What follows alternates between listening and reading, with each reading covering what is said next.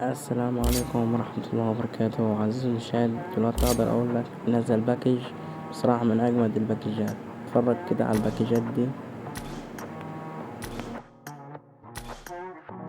أنا عن رأيي بصراحة ده باكج جامد، وغير كده في رقصة وفي لبستين، واحدة مسك وواحدة عادي، وفي طاقية وفي شنطة وفي عجلة.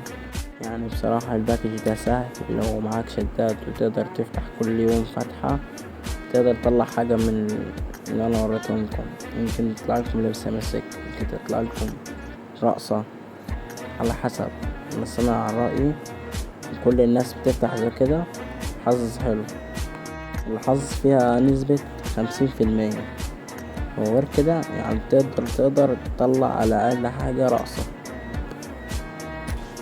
صحيح يا اخواتي، الكل يا اخواتي يتفاعل ويكتب الاي دي بتاعه في الكومنتات، عشان باذن الله راح اكسب 3 عشان 660 شد. عجبكم الفيديو متنسوش اللايك وتفعيل الجرس ليصلكم كل جديد.